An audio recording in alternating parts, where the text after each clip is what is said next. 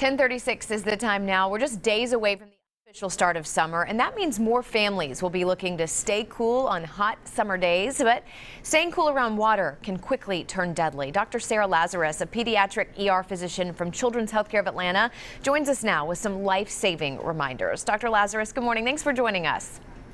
Good morning. Thank you for having me. And I kind of want to just jump right into some of these numbers here that are so scary, because I had no idea drowning is the leading cause of death for children ages 1 to 4. That's such a scary number.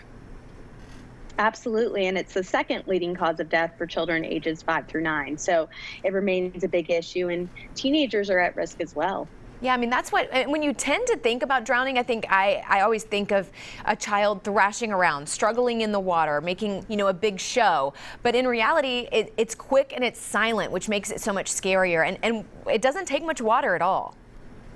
It doesn't. So children can drown in as little as 1 inch of water, and it takes as few as 30 seconds for a child to drown. And because their airway is compromised, they're not able to scream or cry out. It's so scary. I mean, my 5-year-old, she was swimming like a fish at the end of last summer, but I'm not really sure where her skills are now after all that time off. So what's an easy rule of thumb to keep kids close when you are around water? So you make a great point. I think because children haven't been in the water frequently, we need to make sure that we do our own swimming test for them before they get back in this year. And at Children's Healthcare of Atlanta at Strong for Life, we really push an arm's reach, eyes reach message. So if they cannot swim 2 lengths of the pool well without stopping, then you need to be within arm's reach inside the pool with them. If they can swim 2 lengths of the pool, then you can move to an eyes reach supervision. So making sure you can see them at all times.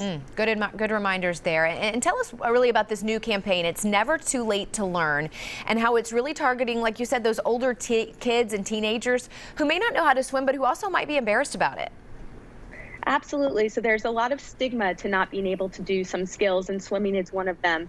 We all expect that people may be swimming at a very young age, when that's not always the case, as people don't always have access to pools. So at Strong for Life, we partnered with the YMCA and with Ito Smith from the Falcons, and Ito learned how to swim with the YMCA's instructors and really took away that stigma and told people it's never too late to learn. Yeah, I mean, that's cool. I mean, we're talking about not just kids and teenagers, but adults too, parents. I mean, it's never too late for them either. Absolutely. Be a great example for your child, and you should take swim lessons with them if you don't know how to swim well. Oh, some great reminders and advice, that's for sure.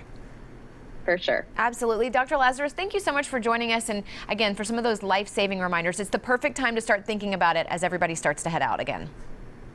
Yes, have a wonderful and safe Memorial Day weekend. Absolutely. Thank you. You too. For more information on summer safety or the It's Never Too Late to Learn campaign, such an important one, head over to our website, fox5atlanta.com, and click on the Scene on TV tab.